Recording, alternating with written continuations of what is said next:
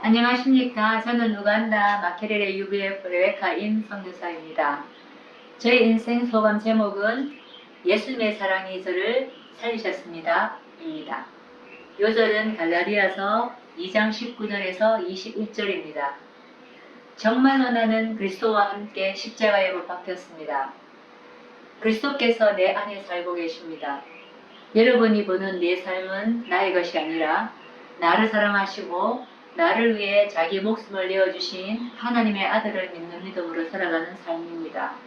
나는 이 삶을 저버리지 않을 것입니다. 파트 1. 하나님께서 저를 찾아내시고 살리셨습니다. 1965년 한여름 농사를 지으시는 부모님의 6번째 딸로 태어났습니다. 고아이신 할아버지의 양자이신 아버지, 무남 동료인 엄마에게 제가 딸인 것이 큰 실망이었습니다.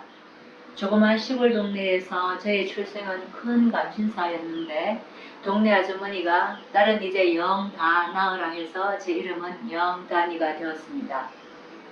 당시 신생아 소망률이 높은 데라 태어난 후 거의 2년이 지나 출생신고를 하면서 아버지는 차마 이름에 짧을 단을 올릴 수가 없어서 찰령 붉을단으로 등록을 했습니다.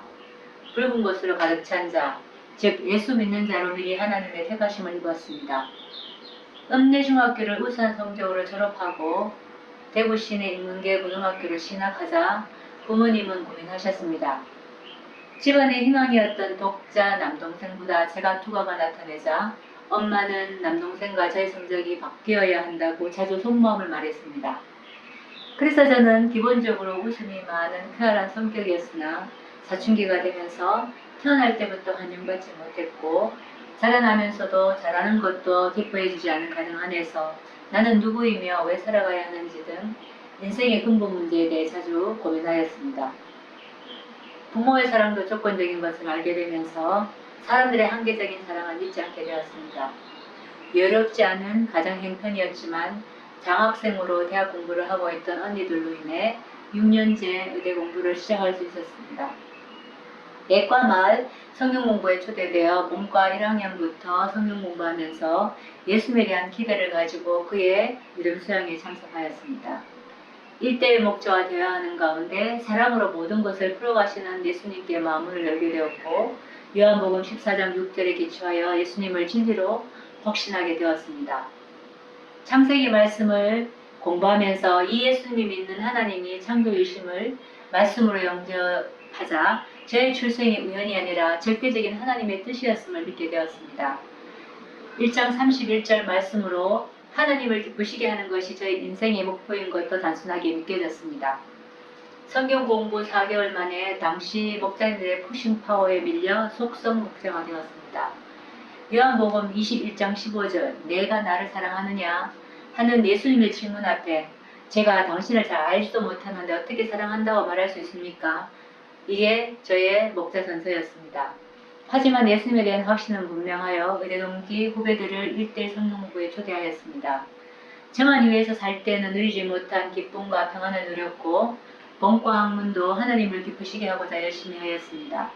그러나 공동생활, 의대 동기와의 갈등, 독특한 인간 목자를 영접하지 못하는 것에서 오는 심한 괴로움 가운데 죄인된 저를 마음으로 인정하고 본과 4학년 때 누가복음 23장 34절 말씀이 예수님께서 저를 위해 하시는 기도인 것을 영접하게 되었습니다.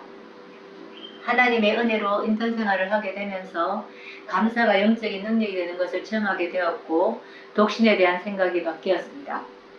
선배 가정이 성사로 결단하자 의대 개척을 위한 목자 가정이 필요하여 의대 동기인 임누가 목자와 인턴말 가정교회를 이루었습니다. 만 25세 학교 생활을 방금 마친 영육간에 어리기만 한 두 사람이 하나님께서 쓰실 만한 자들이 되기 위해서는 많은 연단이 필요하였습니다. 결혼 한 달 뒤에 있던 레지던트 시험에 두 사람 모두 실패하고 동역자는 군의관이 되어 최전방에 배치되었습니다. 첫째 아이가 조선으로 태어나 하루 만에 하늘나라에 갔습니다. 두 사람에게 힘든 시련들이었으나 크신 하나님의 선한 계획을 믿고 인내를 배우는 시간이었습니다. 또 동역자에게는 하나님께서 개인적으로 말씀하시고 전방에서 군인들의 성경 선생을 살도록 도와주셨습니다. 혼자 대구 땅에서 동자의 빈자리까지 섬기는 것이 저의 사명으로 영접하고 전문의의 수련을 뒤로하고 성경 선생으로 학생들을 섬기며 믿음의 동역자들과 공동생을 하였습니다.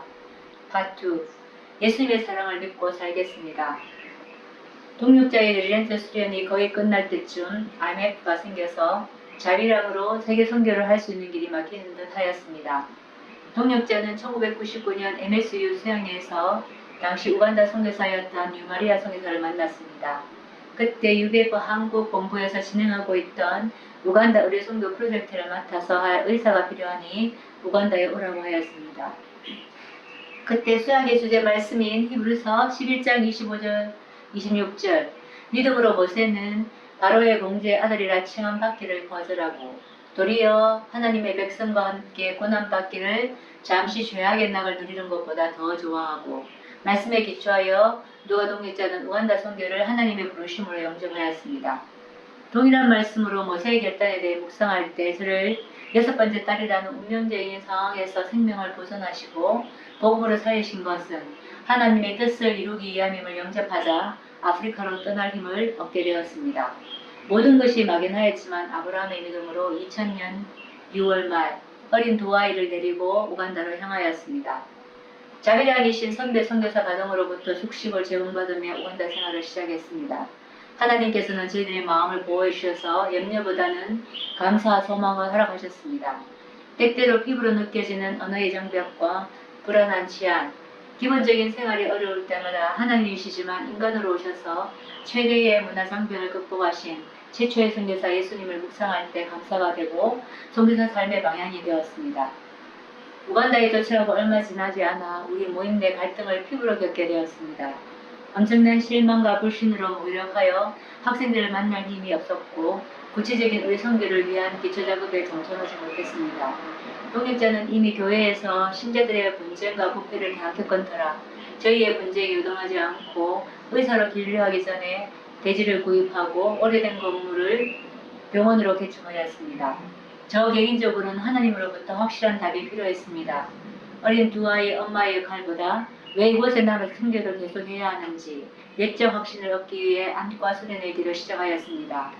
4년간의 안과 수련 기간 동안 살아계신 하나님은 저를 불쌍히 여기셨고 만나주셨고 제가 사람과 조직 안에 있지만 살아계신 하나님을 섬길 수 있는 힘을 주셨습니다. 마태복음 6장 33절 말씀을 주시면서 하나님의 의와 그의 나라 한 가지에 초점을 맞추도록 방향을 잡아주셨습니다. 첫 수년간의 선교지에서의 갈등을 끝내고 학생들을 진심으로 섬기게 되었습니다. 성경 선생으로만 살고 싶어 했던 저에게 하나님께서는 동역자를 통해 우리 선교의 동역자로 쓰임받도록 도와주셨습니다. 제가 공부하는 동안 아이들을 돌보고 장을 봐주면서 외조를 해주었습니다. 안과 수련을 마쳤을 때에는 안과 개술에 필요한 장비를 구입하며 모든 필요한 준비를 해주었습니다. 안과를 통해 하나님께서는 새 일들을 시작하셨습니다.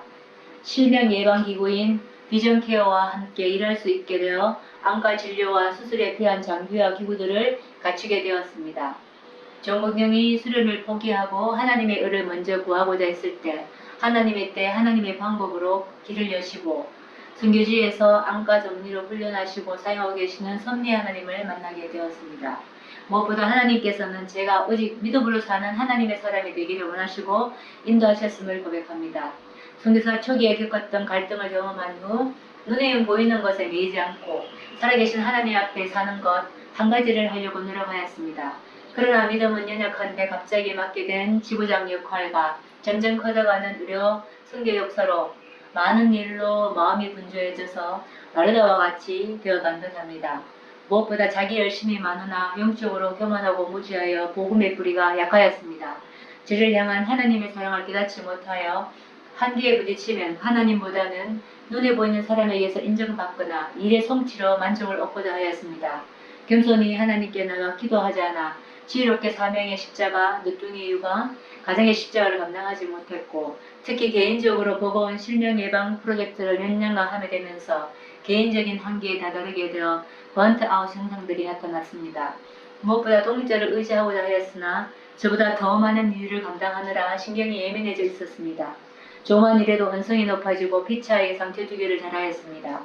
저를 잘하시는 하나님께서는 둘째의 질병으로 기도할 때 이사야서 49장 15절 여인이 어찌 그 젖 먹는 자식을 잊겠으며 자기 태에서 난 아들을 긍휼히 여기지 않겠느냐 말씀을 주시고, 제가 엄마로서 자식을 뜨겁게 사랑하는 그 사랑보다 더 큰 사랑으로 저를 사랑하시는 하나님의 사랑을 영접하도록 도와주셨습니다.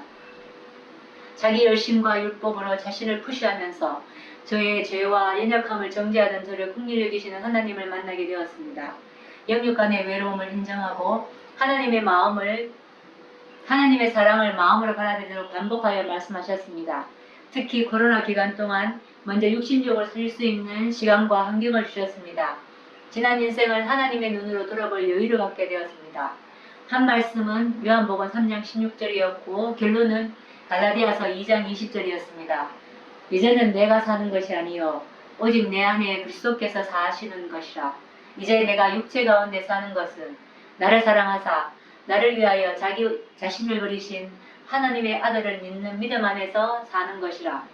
제 힘으로 구원받을 수 없었듯이 영적으로 성장하는 것도 그러합니다. 소망 없는 죄인을 사랑하시고 생명을 주시기까지 사랑하신 예수님을 믿고 사는 것, 그분 안에 죄가 없어지는 것이 유일한 해답입니다. 그 해답은 알지라도 실제적으로 저희 인생을 풀어가시는 분도 성령님이십니다. 제가 범사를 주께 맡기고 예수님의 사랑에 감사하며 겸손하게 한 걸음 한 걸음 예수님 배우는 삶이 되기를 소원합니다. 한마디 예수님의 사랑을 믿고 살겠습니다.